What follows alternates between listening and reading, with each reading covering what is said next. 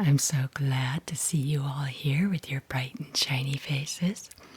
I wanted to share with you today some history on the Old West of America. And we're lucky today to have the National Geographic books. And this one is written by Stephen G. Hislop. And just want to point out to you some things that artifacts that have to do with our subject matter today. We were going to focus mainly on the cowboys and the outlaws, and our jail keys back here are to do with the outlaws. These are the cattlemen and the cowboys in their horse bits and horseshoes, and everything else is just a little bit of mood and atmosphere. And we are going to study by lamplight because that is a lot of how it used to be back then in the 1800s, which is mainly where we're going to be looking. So let's turn to page 6, and we are going to do an overview of these major pieces of history that should not be overlooked, but that's not our emphasis, because this book is quite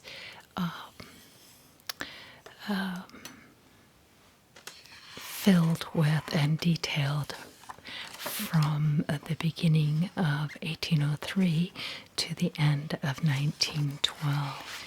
But let's just look at our first event towards the expansion of the West, and that was the Louisiana Purchase.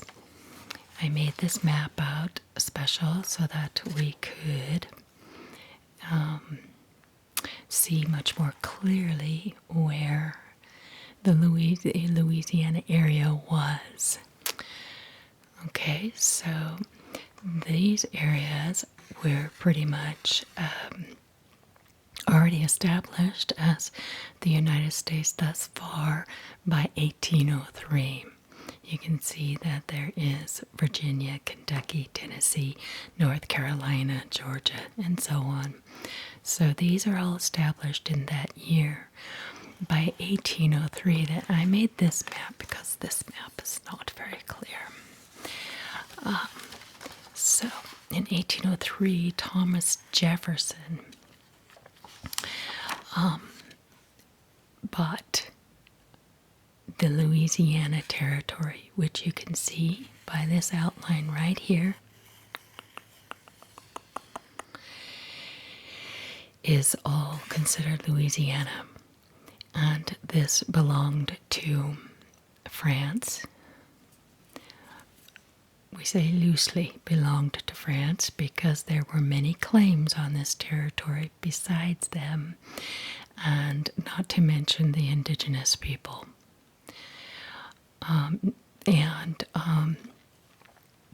So Thomas Jefferson in 1803 purchased this whole territory in America, and you can see the outline of America here. Oregon, California, Florida, that's America. This big chunk of land from down near Florida all the way up to areas of Montana, huge, you can see, were bought for $15 million by America. $15 million. That works out to 3 cents an acre. And that's just, it's hard for us to comprehend prices in those terms, but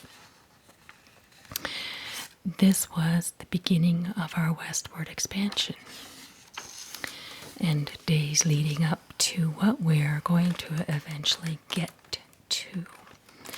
This is a picture of Thomas Jefferson right here.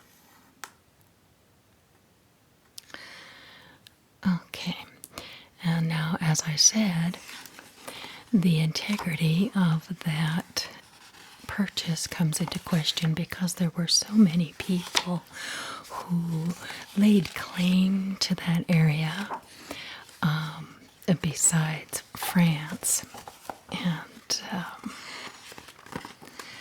there was just a lot of fighting and skirmishing with the indigenous people, also known back then as Indians.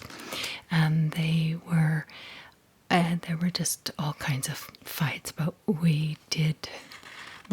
even before that area was settled or undisputed, what happened next was that, and it's not on this page, let me find the next one.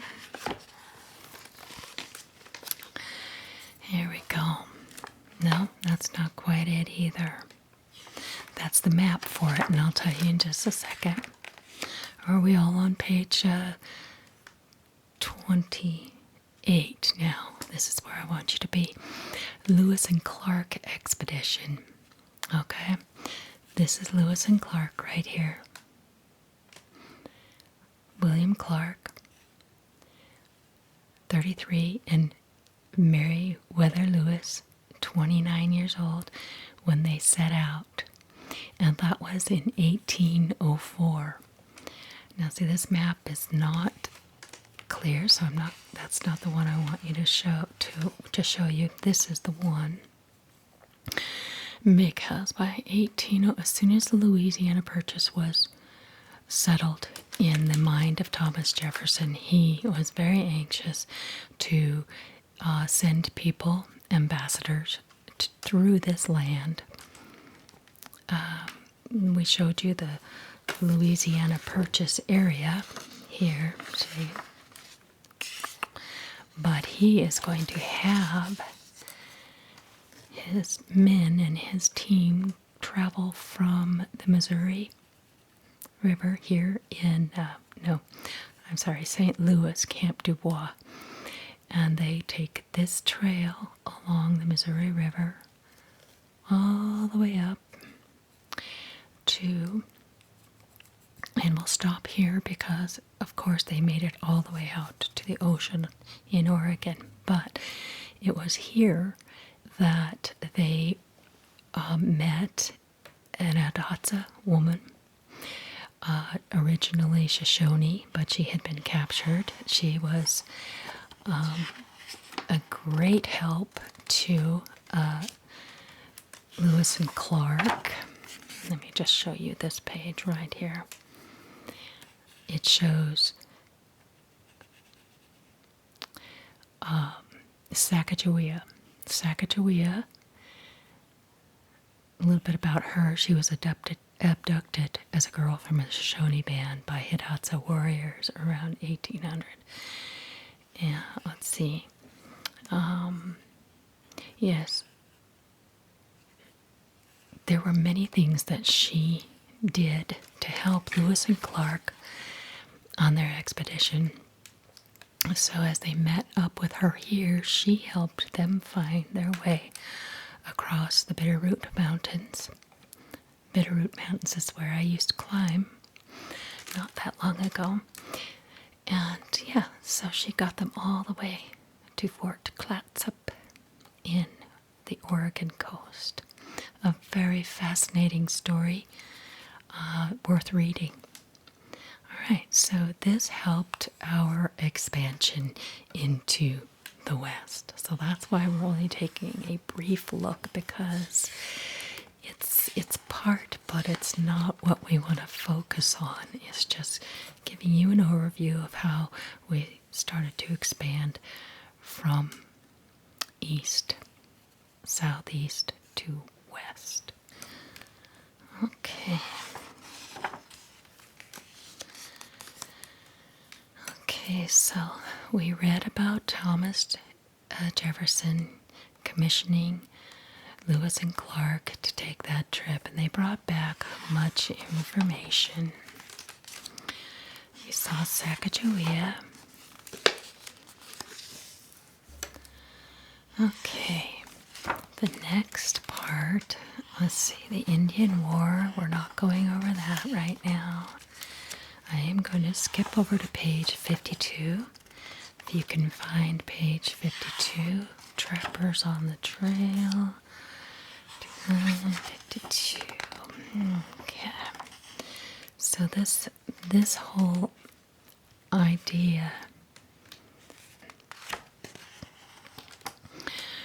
expanding the fur trade, trappers on the trail, basically, here we are, page 52, customs of the mountain men. Nothing more to foster popular impression of mountain men as boisterous and unruly than the annual rendezvous that brought them together at congenial sites in the mountains, where Wyoming, Utah, and Idaho now meet. Mountain men were like so many that just really sought some anonymity, autonomy, and basic freedom, not being overseen by anybody. And that's the way with a lot of us. And that would also be very similar as to how the pioneers felt. Let's move to page 69 now. I hate to skip over so much beautiful history, but we are just trying to get over to the cowboys and to the Wild West. Okay, so here, pioneering the Oregon Trail in May 1843, nearly 1,000 people gathered at Independence, Missouri to launch what was known as the Great Migration. They hoped to become the first party of settlers to reach Oregon in wagons. Yes, so Oregon and California being the destination. Okay, let's move on to page 79. There's so much. It's just rife with bloodshed, fighting, the annexing of Texas. There is just so much. But the next biggest step was the Mexican War and the Gold Rush. Okay, I am not going to read too much about the Mexican War. We did have to try to fight for the land in California and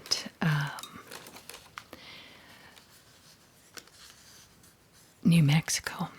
So California and New Mexico in this area is what we were kind of fighting for with the Mexicans. This is a map showing the different places that the battles took place. Now, like I said, I don't want to go into that, but you see we've already gotten the Louisiana area, and I would say quite scandalously. And then we did the same with California and Mexico. We won't get into the grievous sins of Americans, but there were a lot of atrocities done in the name of expansion.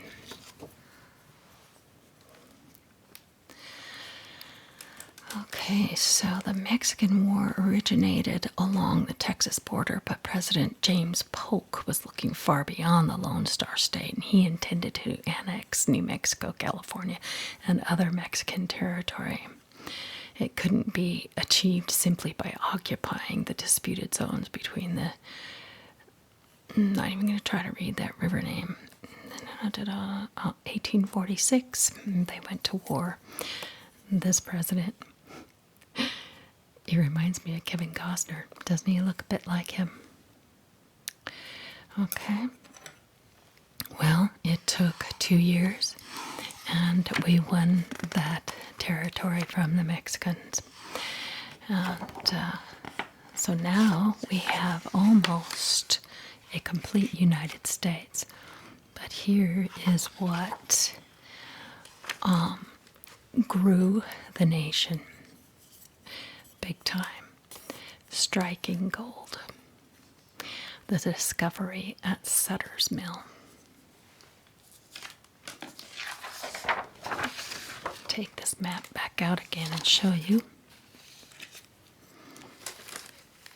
Sutter's Mill. It's right about here in the United States. San Francisco's right here.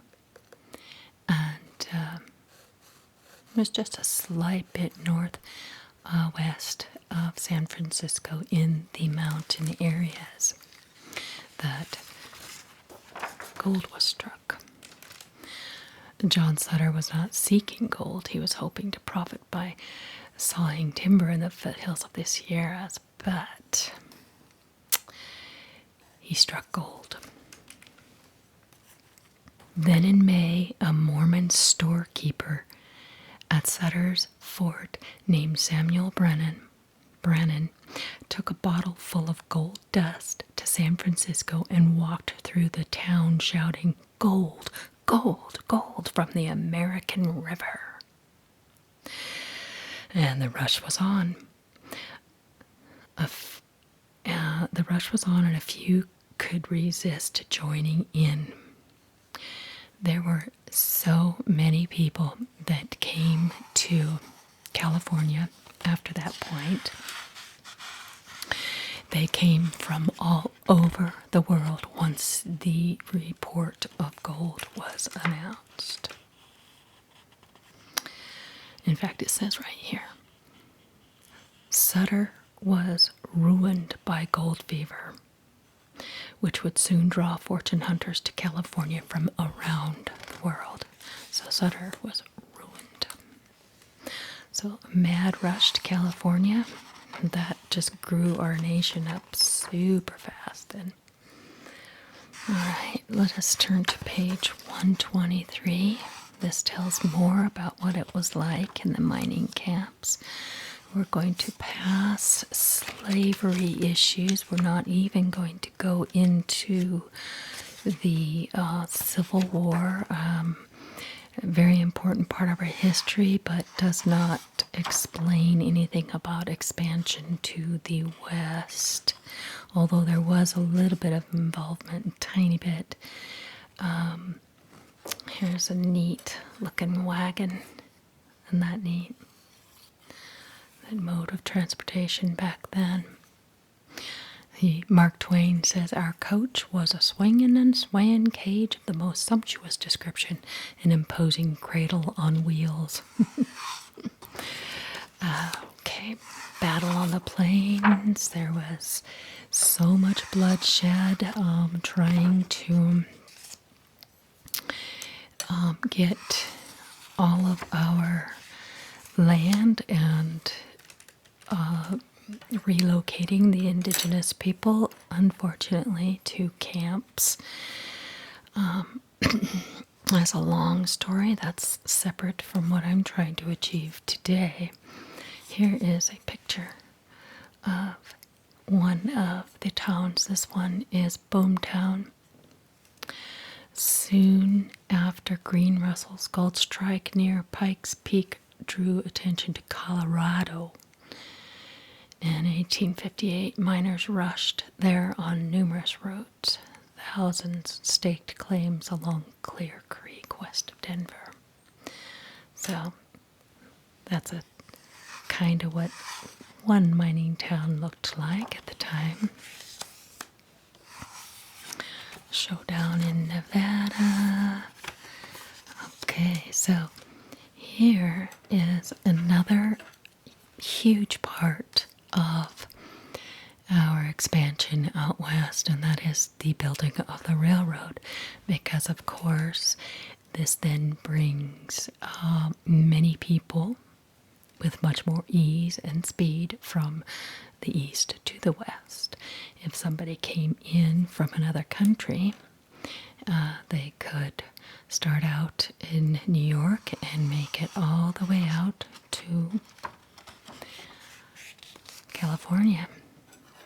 Okay, so in the year 1830, that is when the first official railroad was being laid. And it took all the way until 1869. And the last rail is laid, it says. This is a quote from President Ulysses S. Grant, said the last rail is laid, the last spike is driven, the Pacific Railroad is finished. In actuality, it took a lot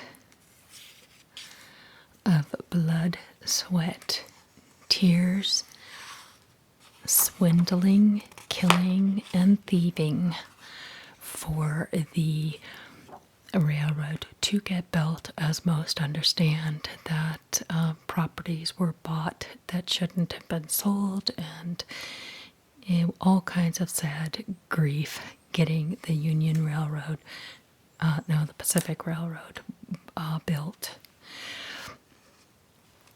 Okay, it doesn't appear, I can be wrong about there being railroad in New York. It may have just started here. According to this map, it started in Kansas City, but honestly, I don't know and haven't read enough of this to say for sure.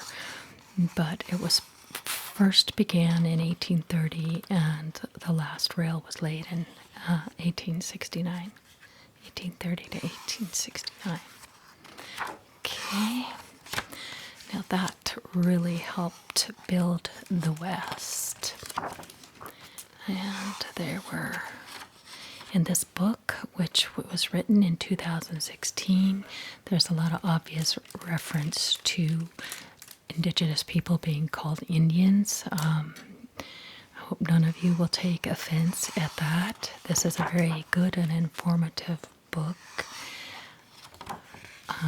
Okay, so Mark Twain was a big part of the Western history. Miners. Okay, so this brings us all the way back to page 295. I believe we're on 295. 235, not 295. All right, so this is where I meant to get us to. Law and disorder. Okay. All right. In 1880, when Arizona was a sparsely settled territory of 40,000 inhabitants, the worst thing you could say about someone there was to call him a cowboy. As a newspaper editor in Tucson explained, cowboy is a name which has ceased in this territory to be a term applied to cattle herders. The term is applied to thieves, robbers, cutthroats, and the lawless class of the community generally. So, before we go on any further, let's discover what cowboys were. And we can read about that way back here at the beginning. Okay. Okay. This is about America's first cowboys. Spanish colonists introduced to America not only cattle and horses, but also the art of herding cattle on horseback, performed by cowboys called vaqueros. Many of the vaqueros who rode herd along the Spanish frontier that stretched from California to Texas were Indians or mestizos. In California, Franciscan padres trained Indians they converted to tend large herds of cattle that supported the missions. Some of those vaqueros later went to work for private ranchers whose free-roaming animals were rounded up periodically to be branded or slaughtered. Each vaquero who were not of Spanish heritage spoke Spanish. From them and their language, Americans derived such terms as lasso, lariat, rodeo, chaps, mustang, vamoose, caboose, stampede, and many other words in the cowboy lexicon. Vaqueros also introduced cowboy attire, such as bandanas and ponchos, and cowboy cuisine, including chili beans and other chow consumed by buckaroos, a word derived from the vaqueros. Some vaqueros became banditos, and did a number of American cowboys. Indeed, the English term cowboy was long applied to men who stole cattle as well as to those who herded them. Americans who settled in Texas in the early 1800s referred to ranch hands as vaqueros. Not until after the Civil War did cowboy become a common and complimentary term there. See, there is quite a history with cowboys that runs from negative to positive to negative again. Now, here's a little bit more about the cowboy right here. If we turn back to page 180. Okay, so unlike other Confederate states which were devastated economically during the Civil War, Texas emerged from the conflict with a notable surplus of one of its most valuable commodities, beef on the hoof. So this is when Texas got in on the scene, and cowboys were even more well known. And here's a picture of some steer. It says hard driving above. Two cowboys keep temperamental longhorns in line during a cattle drive. And here's a leather saddlebag like the one below. I think that's what cowboys wore on their horse with their personal belongings in it, like tobacco. Texas Longhorns was one of the kind of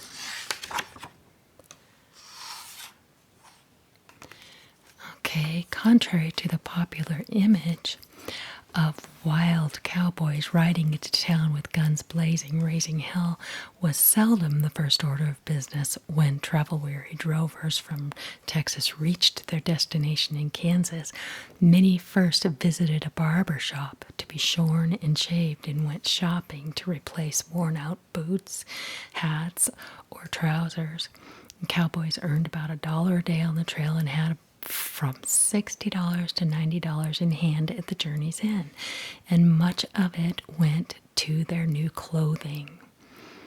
One merchant in Abilene sold visiting Texans custom-made boots stamped with a Lone Star insignia for up to $20.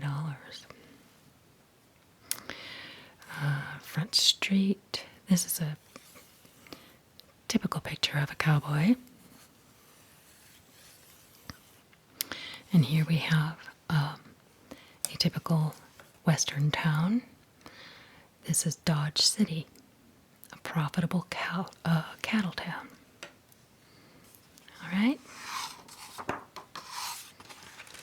And this is their typical attire as well. They wore leather chaps, hat shielding cowboys against the sun. They doffed them to greet the ladies. A lariat, nice rope. Their saddles, leather saddles. Ornamental as well for functional are the spurs to wear on their boots. Okay, so those are neat artifacts, aren't they?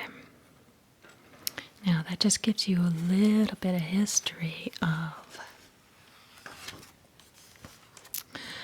the cowboy. So at this point then, in 1880, things have gotten a little wild and crazy in the Old West. This is a picture of U.S. Marshals gathering with rifle in hand at Fort Smith, Arkansas. So, obviously, cowboys and ranching and outlawing and thieving and saloons were all the way across the U.S. from Missouri to California and Oregon. Okay, so many of the troublemakers were in fact ranchers or ranch hands, and their misdeeds sometimes resembled the wild pranks of earlier cowboys who blew off steam in Kansas cattle towns like Abilene after long drives from Texas.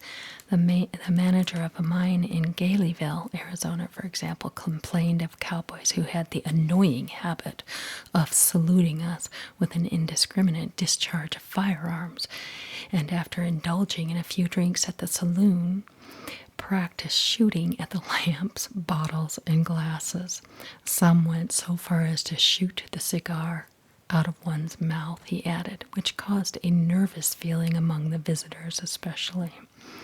One newcomer forced to dance at gunpoint by an unruly cowboy in an Arizona saloon, returned later with a 6-shooter in hand and ordered his mentor to do likewise. Now you dance a while, damn you. People could laugh at such antics, but there was nothing funny about the crimes committed by the so-called cowboys along the Arizona-Mexico border. Their raids into Sonora, where they stole livestock and engaged in shootouts with Mexicans, nearly ignited a border war. When not stealing cattle, they sometimes robbed stagecoaches and killed the drivers of the armed guards riding alongside them. Many sheriffs or marshals in the vicinity lacked the will or capacity to bring such offenders to justice. Those lawmen who did act forcefully, such as Wyatt Earp of Tombstone, Arizona, took such harsh measures that some people considered them worse than the outlaws they targeted. Others felt that wayward cowboys deserved no mercy and should be wiped out. They are worse than the Apache and should be treated as such, declared the Arizona Star in February 1881. Wherever found, let them be shot down like the Apache.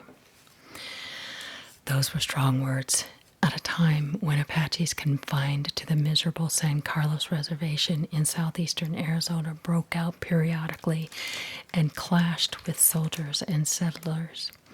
In the frontier west as a whole, however, Indian conflicts were subsiding even as lawlessness persisted and came to define the region. Criminality was not, of course, an exclusively Western phenomenon, yet nowhere in America were outlaws more brazen in their attacks or lawmen more hard-pressed to stop them than on the western frontier, where saloons in seething boomtowns like Tombstone bred mayhem, and offenders had vast areas in which to evade justice. Yeah, I mean, the area is so large and so little law that the outlaws could easily hide.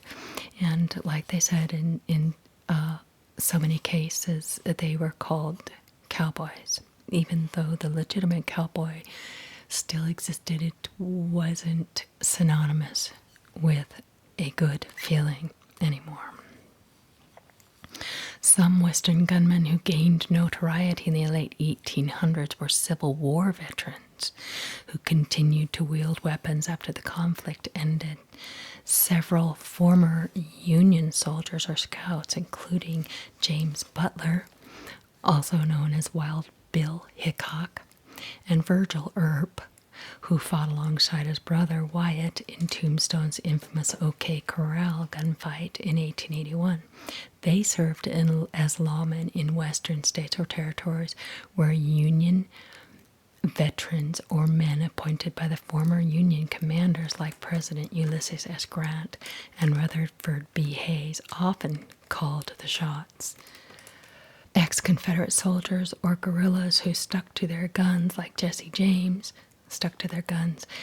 That is a literal sentence. It has become a saying that we use nowadays. I'm sticking to my guns. Well, this is where the saying comes from. ex-Confederate soldiers or guerrilla who stuck to their guns like Jesse James and his cohort Cole Younger, on the other hand, were more inclined to defy post-war authorities and remain in rebellion as outlaws, often aided by people with the ties to the Old South who admired their defiant stance. So we see that a lot of the lawmen and the outlaws were people that were coming out of the Civil War, and they are used to shooting and killing, and that is why that they have a violent streak in them already. So I believe that the Civil War, though we didn't talk about it, does influence quite a bit the men who have all this freedom in this vast land to continue using their guns for good and for bad. Die-hard rebels were not the only ones at odds with the law in the West. Many people came to resent and resist marshals or sheriffs who acted as partisans rather than peacekeepers, aggravating conflicts such as the so-called Lincoln County War in New Mexico, which thrust into prominence an elusive young gunfighter named Billy the Kid. Let's see if we can find that picture of him. It's Jesse James. Here's Billy the Kid. Okay, we say fewer Western outlaws gained greater notoriety at a younger age than Billy the Kid. Born Henry McCarty in New York City in 1859, he moved west with his widowed mother, who died in Silver City, New Mexico. Left to his own devices by his stepfather, William Antrim, he was jailed for theft at 15, but climbed out through the chimney, the first of many escapes he made. He later killed a man in a saloon and took the alias William Bonney, a boyish figure with a buck-toothed grin. Billy became known as the Kid. And in the late 1870s, he took part in a red-hot feud in New Mexico known as the Lincoln County War. Sheriff William Brady fanned that fire by backing the politically powerful merchant James Dolan, who supplied beef to the army against ranchers John Chisholm and John Tunstall. They accused Dolan of dealing in stolen cattle and hoped to drive him out of the business and make their own lucrative deals with the government. Billy the Kid fought for Chisholm and Tunstall, who were murdered in February 1878 by a posse that Brady had sent. Brady and a deputy were then ambushed and killed by Billy and his cohorts in the town of Lincoln. Several of them died there in July when they were pinned down in a burning building, but Billy escaped. His fight against the unpopular Dolan faction won him admirers in New Mexico. Governor Lew Wallace considered pardoning him but found him too reckless to deal with. Complaining that John Chisholm had failed to pay him as promised, Billy stole livestock from the rancher, adding to his list of enemies. Captured in 1880 by Pat Garrett, Lincoln County's new sheriff, and sentenced to death for killing Brady, Billy got away by snatching a revolver from his jailer and killing him and another lawman. One newspaper called him the terror and disgrace of New Mexico. Garrett went after Billy and faced him in a dark room at Fort Sumner on the night of July 14, 1881. When the Kid made a move, Garrett pulled the trigger. Dead at 21, Billy's daring run had come to an inescapable conclusion. A famous gunfighter who dies at only 21 years old. He was best known for his quick work with a 6-gun. Okay. All right, so that was about Billy the Kid. Let's see, what else did we say about the Old West? Okay.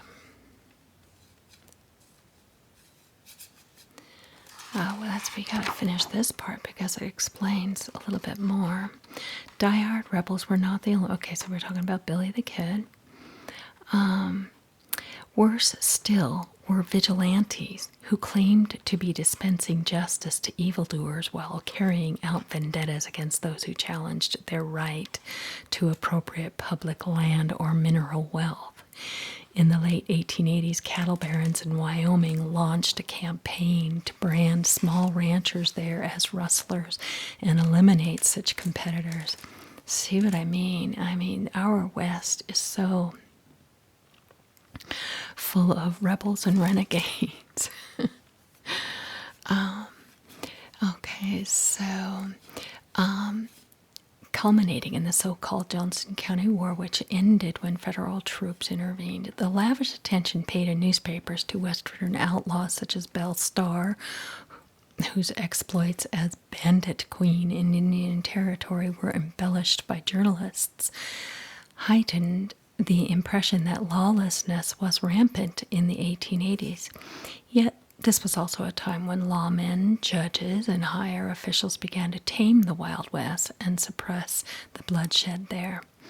In the first few years of the decade, both Jesse James and Billy the Kid were targeted by authorities and killed, while the Earp brothers and Doc Holliday were doing away with some of the worst offenders in Arizona. U.S. troops, including black recruits known as Buffalo soldiers, not only forced the surrender of feared warriors such as Geronimo and his fellow Apache fugitives, but also helped keep peace by guarding Indian lands against illegal intrusions. So even once the indigenous people, Indians, were given their own land, even that was starting to be encroached upon and stolen by settlers and all different kinds of people. By 1890, much of what was once open range being unfenced, so that the cattlemen, Texas, all through this territory could graze their cattle anywhere they wanted to.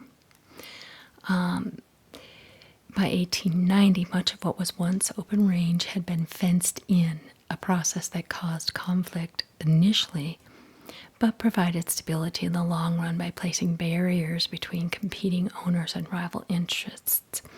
Men who once drove cattle hundreds of miles across land unbounded by barbed wire fence lamented the change. Fences, sir, are the curse of the country, complained one old ranch hand. But if the New West emerged toward the end of the 19th century was less adventurous and heroic, it was also less villainous and violent, a change welcomed by settlers, including many in Arizona, weary of depredations by these outlaws called cowboys. So I do find it rather an irony that cowboys were reputed to be good and bad, and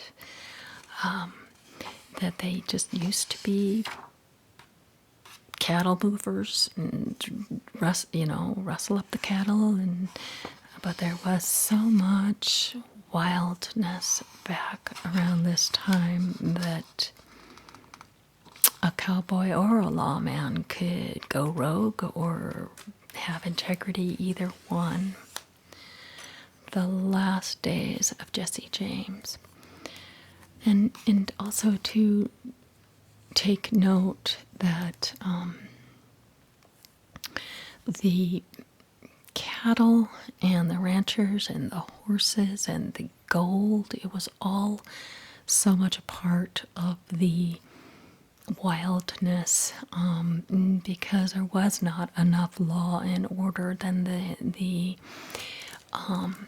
the freedom and the autonomy that we spoke of earlier is the very thing that caused so much murder, theft, and death, and blood, and the whole mess, and arose. And so there were also people stealing cattle and horses, and it just the range wars had to do with settlers versus the cattle ranchers, because they wanted to settle their land and put barriers and fences up, and the cattle ranchers didn't want them to do that. They wanted a free thoroughfare. And I can tell you as an example for myself that I encountered a little bit of that here when I moved to this neighborhood. Not on this scale at all or by any means, but I wanted fences around my property. But everyone else in the neighborhood likes to be able to see through from one end of the street to the other, and I didn't like that. I wanted my privacy. And I can understand the settlers, buying a piece of land and not wanting a crap load of cows running through their property, So there were range wars that started because of the misunderstanding of barriers, and very many different aspects to that are not simple to explain. But so we had a lot of outlaws arise out of that for all these different reasons. Here's Jesse James. He was a marked man, and in late July 1881, Missouri Governor Thomas Crittenden offered rewards of $10,000 for the capture and conviction of 33-year-old Jesse and his brother Frank, whose gang had recently carried out a train robbery near Winston, Missouri, that claimed the life of the conductor and a passenger. Crittenden hoped that the hefty rewards would induce underlings in the James gang to betray Jesse and Frank, who was 5 years older than his notorious brother but deferred to him as kingpin. In defiance of the governor, the gang soon struck again on the night of September 7th, and they forced the engineer of a train heading east from Independence, Missouri, to come to a halt by piling rocks on the tracks, then relieved passengers and crew of their valuables at gunpoint. "They can't stop us from robbing trains," their leader said. "It's our business." To make sure that everyone knew who pulled the heist, he announced before leaving, "This is the last time you will ever see Jesse James." Those words proved prophetic, for this would be the last exploit in his criminal career, which began 2 decades earlier when the Civil War tore Missouri apart and made him a hardened killer. Again, so we hear that the Civil War turned a lot of people into outlaws. The son of a roving preacher from Kentucky who left his family for the gold fields of California and died there in 1850, Jesse James was raised by his mother and her second husband in Clay County, Missouri, home to many transplanted Southerners who owned slaves, as the James family did. During the Civil War, he joined Frank in a Confederate guerrilla band led by William Bloody Bill Anderson, a ruthless bushwhacker whose men took scalps as trophies. On September 27, 1864, they stopped a train in Centralia, Missouri, looted the baggage car, and seized nearly 24 unarmed Union soldiers heading home on furlough. "You are all to be killed and sent to hell," Anderson said. The ensuing massacre made him and his band prime targets for Union forces. Anderson died fighting. Jesse James took a bullet through his lung but survived, emerging from the war as an avid gunman and renegade. Jesse James on the left and his brother Frank. For many years to come, Jesse and Frank carried out a long string of robberies with accomplices, including the notorious Cole Younger, another ruthless Confederate veteran. Some of their heists were intended not just to gather loot, but to punish old foes. I didn't know that either. During a bank robbery in Gallatin, Missouri in December 1869, Jesse killed the cashier, whom he mistakenly blamed for Anderson's death. In September 1876, his gang targeted a bank in Northfield, Minnesota, owned in part by Adelbert Ames, a notorious Yankee who had served as governor of Union-occupied Mississippi after the war and was reviled by white Southerners as carpetbagger. Armed citizens foiled the robbery, killed 2 gang members, and wounding young Cole Younger and his brother Bob and Jim, who were captured while Jesse and Frank slipped away. Jesse's brutal exploits were glorified by John Newman Edwards.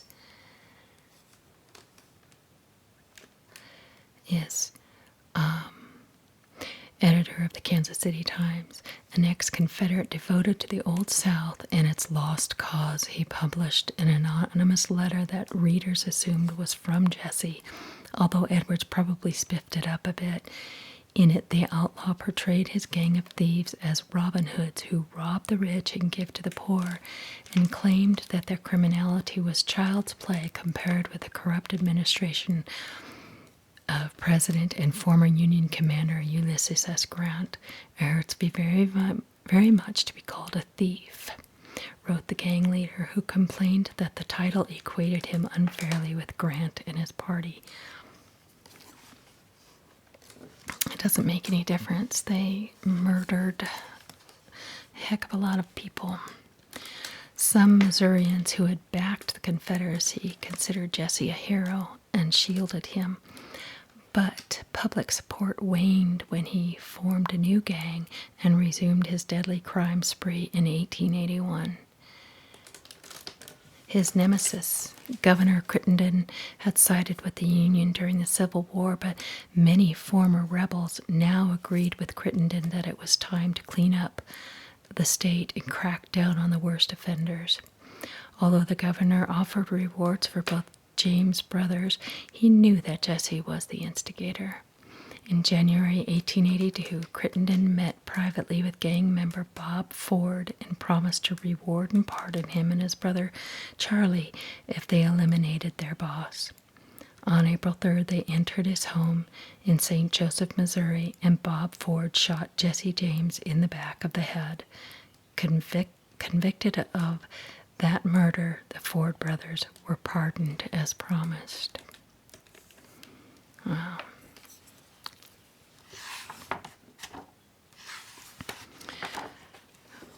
Frank James is quoted as saying, "Jesse and I never went into a place that doesn't have a back door."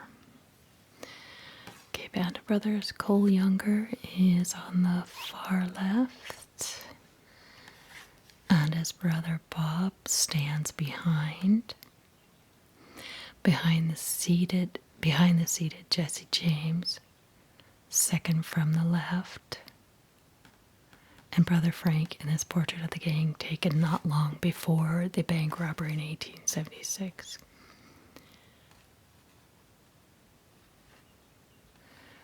Jesse later formed a new gang that included Charlie and Bob Ford, who shot him dead on April 3rd, 1882. He was hanging a picture at home below.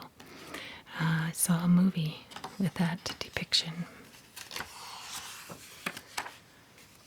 They intimated that he knew that he was going to kill him when he was hanging the picture. Okay, how about Trouble in Tombstone, Wyatt Earp's rough brand of justice. Like other renowned Western lawmen, Wyatt Earp could be as ruthless in the pursuit of outlaws as they were in the pursuit of crime. When he became deputy sheriff in Tombstone, Arizona in 1880, he took on a task that no one who was too scrupulous or soft-hearted could have handled. Founded by prospectors who discovered a deep vein of silver on a desolate hilltop in southern Arizona, Tombstone swelled to a population of 10,000, including hard-drinking hard rock miners who frequented saloons haunted by professional gamblers. Compounding the fights that occurred there were crimes committed by wayward ranchers and cowboys living around Tombstone who crossed into Mexico to steal cattle or robbed stagecoaches north of the border. Earp had not always been on the right side of the law. This is a picture of Wyatt Earp here.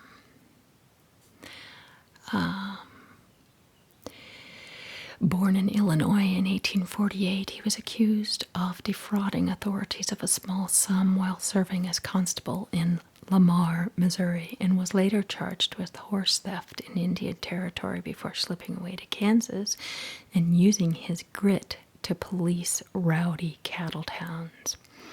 As assistant marshal in Dodge City, he won praise for his quiet way of taking the most desperate characters into custody. He seldom drew his gun and relied largely on threats or his fists. Okay.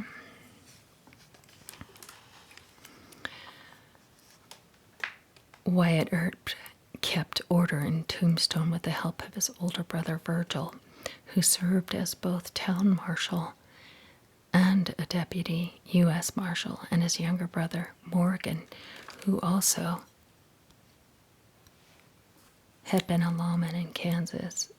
Allied with the Earps was John Henry, Doc Holliday, a former dentist turned gambler and sharpshooter who said to have killed several men before arriving in Tombstone. Doc was Wyatt's alter ego. Yeah, the notorious figure he might have become had he not gone straight. Holliday was quick to respond when the Earps faced rough customers and needed help. One such occasion in 1881 made Tombstone and its lawmen legendary. On October 26, Doc Holliday joined Wyatt, Virgil, and Morgan Earp in a vacant lot near the OK Corral, where they took on 5 angry men. Ike and Billy Clanton, Frank and Tom McLaury, and Billy Claiborne.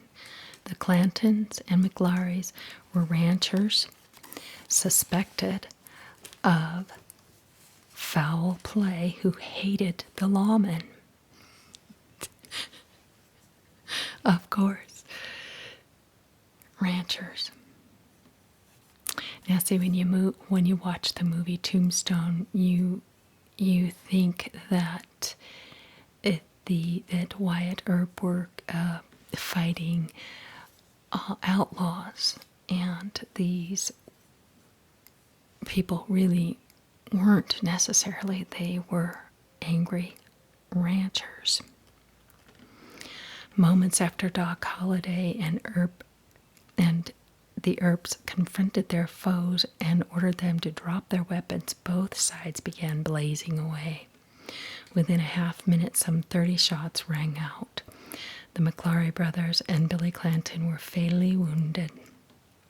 Ike Clanton and Billy Claiborne fled, while Doc and Wyatt tended to the stricken Virgil and Morgan, who survived their wounds.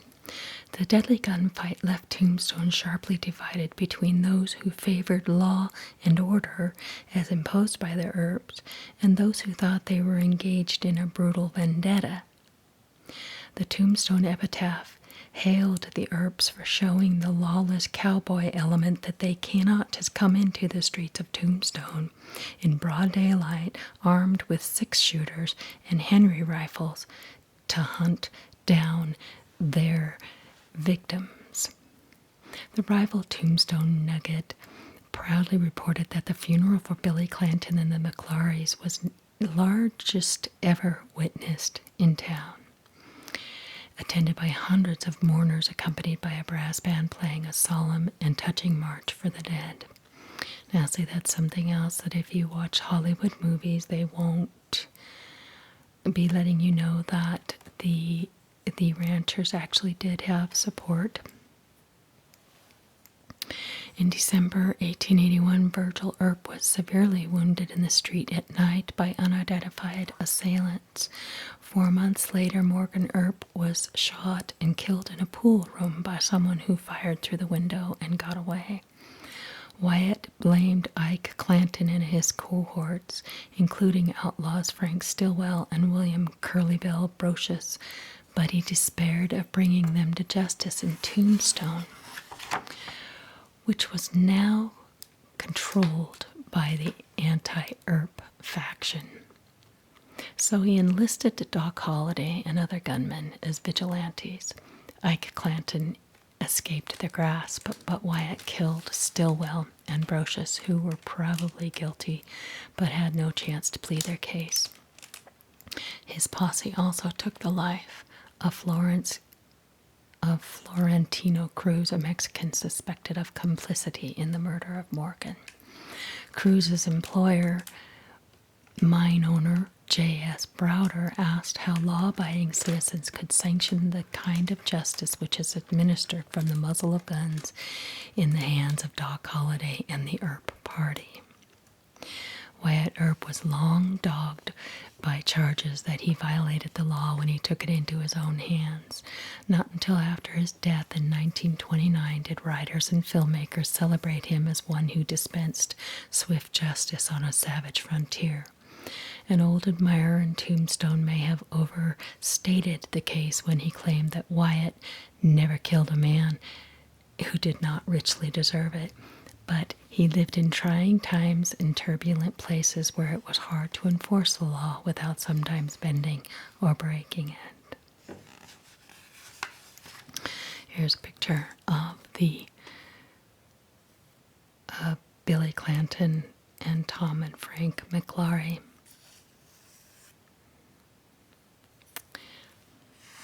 So it was quite a controversial thing that happened back then, the showdown at the OK Corral. Okay, I don't want to read about Bell Star. Rough justice, vigilantes, crooked lawmen, and hanging judges. Enforcers, right here. The deputy U.S. Marshals opposite were among those who responded to the murder of a fellow deputy in 1887 by tracking down and killing the accused Ned Christie. He was one of many suspects slain in the West without receiving a trial or due process, often by vigilantes like those in Montana who posted the warning at top opposite George Big Nose. That's it.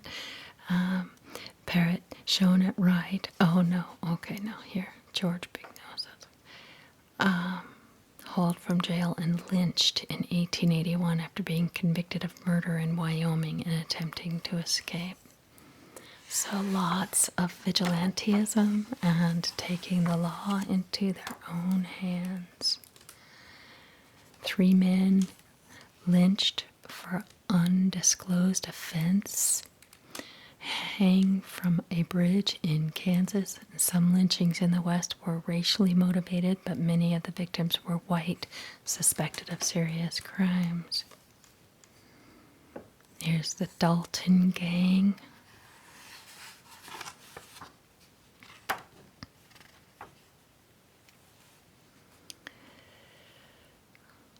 Wow. And so there were hanging judges, there were judges billed as, let's see, in session here, I believe, billed as the law west of the Pecos. Judge Roy Bean holds court on the porch of his saloon in Langtry, Texas. Bean admired actress Lily Langtry, but the town was named for a railroad boss who laid tracks there. Judge Roy Bean. That's just amazing how crude and elementary justice was meted out in those days. Here's something I wanted to cover: the Pinkerton Agency. At a time when the nation possessed no federal bureau devoted to fighting crime, Pinkerton's National Detective Agency helped fill the breach. Let's see, this is Alan Pinkerton, pictured in the camp horseback during the Civil War. Okay, so this was well before they actually formed the Pinkerton Agency. This is Alan Pinkerton. And helped fill the breach. Founded in 1850 by Alan Pinkerton, an enterprising detective who foiled an assassination plot against President Lincoln in 1861 and served as intelligence chief for Maj. General George McClellan of the Union Army. His agency loomed large in Western law enforcement in the late 1800s. Often hired by railroads or express companies that suffered losses when trains or stagecoaches were looted, Pinkerton agents risked their lives pursuing outlaws. After 2 of his detectives were killed in Missouri while investigating Jesse James and his gang, Pinkerton approved a controversial nighttime raid in 1875 that failed to snare the outlaws, but badly injured Jesse's mother and killed his little half-brother Archie. Jesse swore vengeance. Pinkerton, I hope and pray that our Heavenly Father may deliver you into my hands, he wrote. Alan Pinkerton died of natural causes in July 1884, however, and he bequeathed the detective agency to his sons. Pinkerton agents helped break up several outlaw gangs, including Butch Cassidy and his Wild Bunch. Agents also spied on railroad and mine workers' unions at the request of management. Among those spies was Charles Siringo, a former Texas cowboy who served on a posse that pursued Billy the Kid in New Mexico before becoming a Pinkerton agent in 1886. Assigned to infiltrate a mine workers' union in Idaho, he joined that brotherhood at considerable risk. I had to take a Molly McGuire oath to bleed and die for my noble order, he wrote. And if I ever turned traitor and gave the secrets of the Union away, death would be my reward. When Union members discovered what he was up to, he fled for his life. Siringo later denounced both the Union's radical firebrands and the organization that sent him to spy on them in a book he entitled Two Evil Isms, Pinkertonism and Anarchism. The detective agency got wind of his expose and obtained a court order suppressing it. Wow. Private detective. I'll say, people, we all have good and evil in our hearts. Okay, and there's so much of our history that is controversial, and we won't be able to say who was right and who was wrong necessarily. Okay, here's another aspect of the Old West that is interesting. Frontier Follies.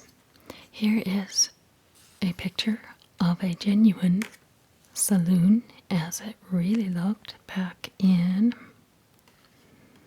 it says Colorado, Telluride, 1876. And you see the African American who's on his knees cleaning the floors, cleaning the saloons. There was very well known that that was a job for people who were considered less than and did not make much money doing it. But there were also many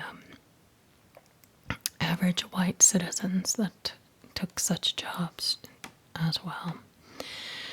Caldwell, Kansas owed its livelihood largely to cowboys who drove cattle to the rail depot there and spent their hard-earned cash in the town's shops, saloons, dance halls, gambling dens, and brothels. Let's see, right in the same time of the, maybe just different, might be just a decade away, but here the cowboys are not notorious thieves necessarily, but there could have been thieves among them.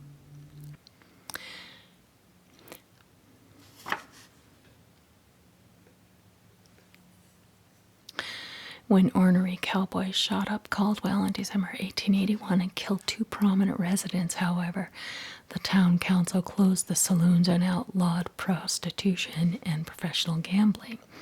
Instead of winning praise for their bold stand against vice and disorder, the councilmen received a petition protesting the crackdown and heard dire testimony from the owner of a gambling parlor who stated that as a direct result of their enforcement, trade had fallen off and people would soon begin to leave the city.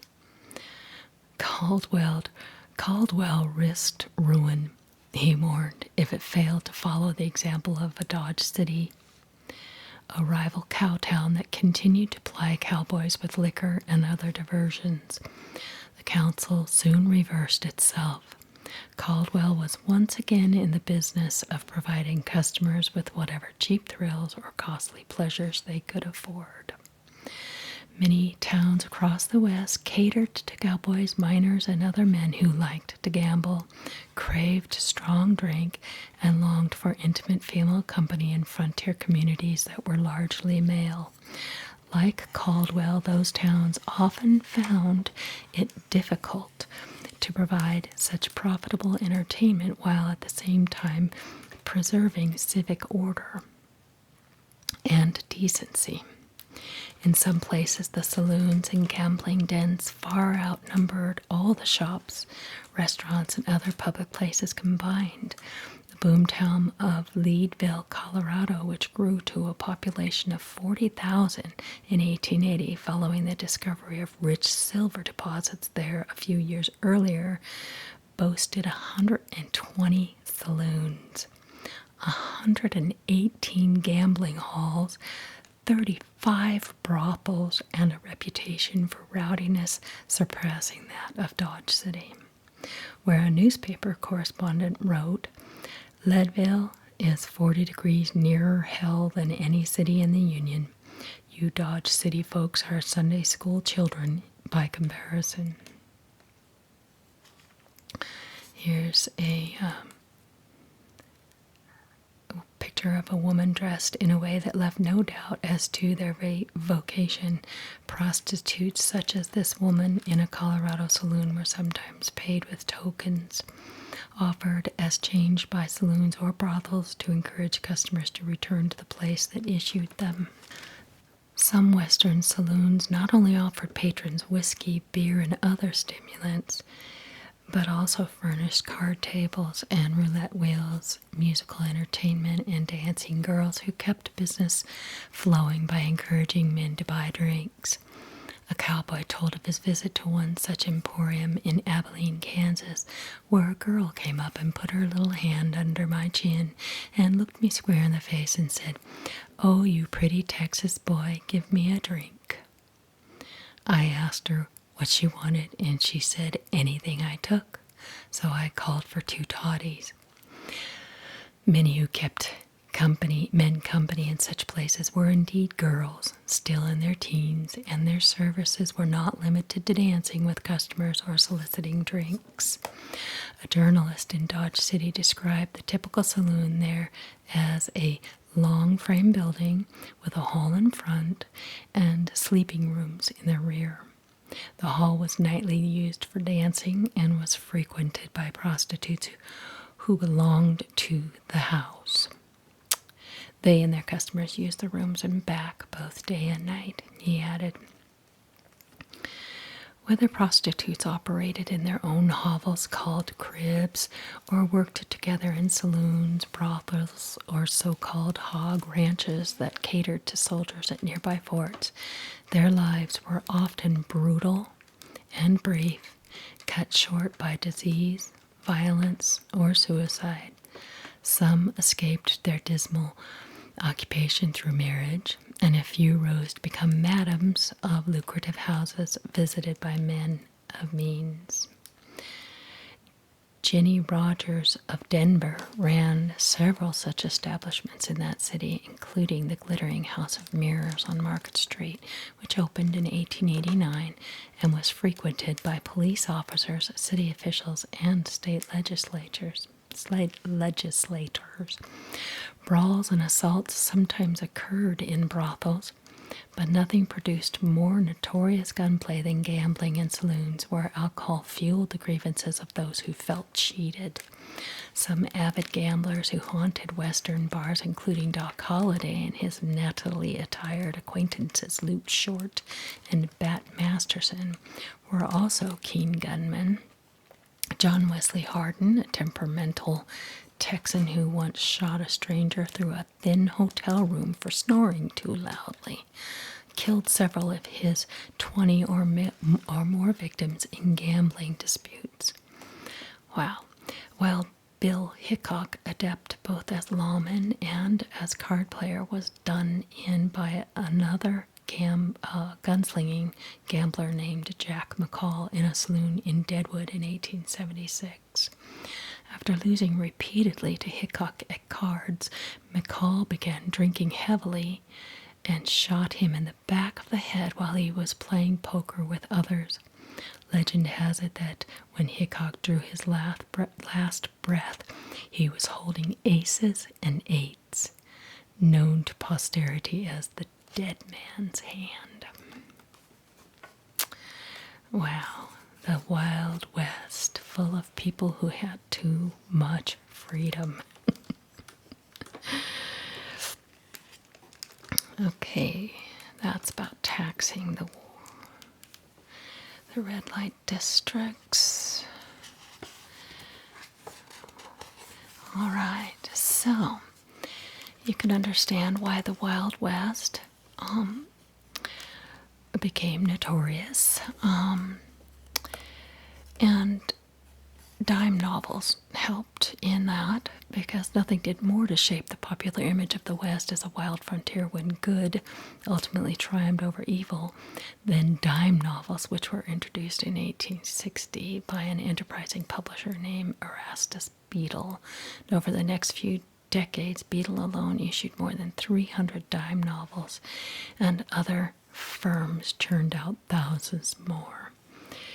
So that's what fueled the imaginations of the children. You can see this is what the dime novels looked like. Some adults worried that young readers would be corrupted by fiction featuring heroes and heroines with shady pasts, short tempers, and itchy trigger fingers, but most dime novels observed an informal decency code similar to that later applied to Hollywood movies in the 1930s.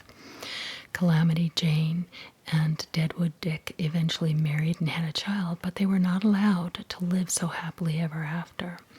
In the last novel he devoted to the pair, entitled Deadwood Dick's Dust, author Edward Wheeler condemned Dick and Jane to violent deaths and buried them side by side, a fitting conclusion for star-crossed lovers who lived beyond the pale of conventional society and its standards of behavior. So as he told the tale, he would then go ahead and make sure that good still won and evil did not. Okay, so there was a range war, and I am not going to finish reading that part. Let's conclude this whole lesson today and wind it up with this, the end of the open range. Nature and technology combined in the late 1800s to bring to an end the time-honored practice of grazing cattle on the open range. This picture of some fences. During the bitter winter of 1886 to 1887, hundreds of thousands of free-ranging cattle perished on the northern plains. Some froze to death in blizzards during that great die-up, and others died of starvation, having already grown thin on land that had been overgrazed and parched by drought. Ranchers who remained in business, like Granville Stewart of Montana, began fencing in their cattle, feeding them hay in winter, and building windbreaks to shield them from blizzards. As Stewart put it, I never wanted to own again an animal that I could not feed and shelter.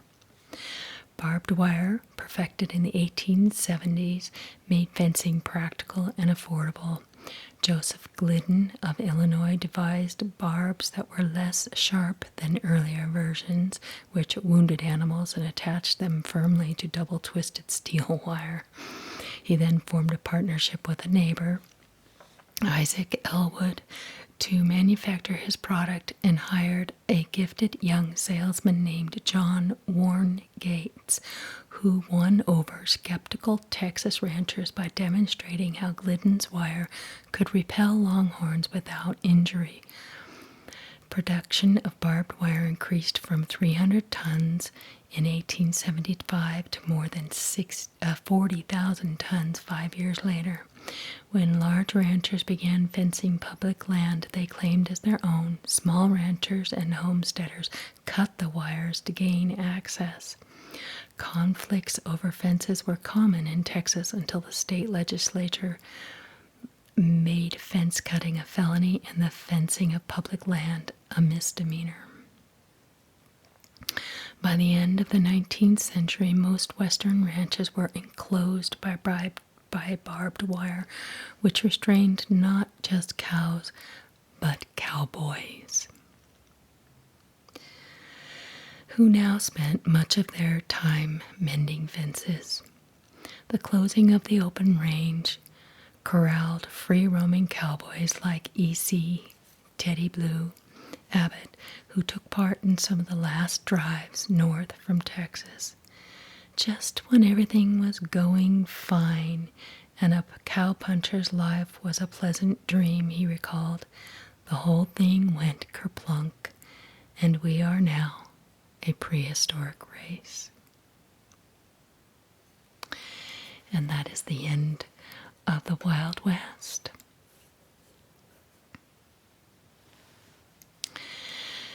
Law and order, fences, the things needed to keep all of us renegade people in order. And now we're civilized. Thank you so much for joining me here, you all. I hope you enjoyed that lesson on the Old West of America. The cowboys, the outlaws, the sinners, and the saints.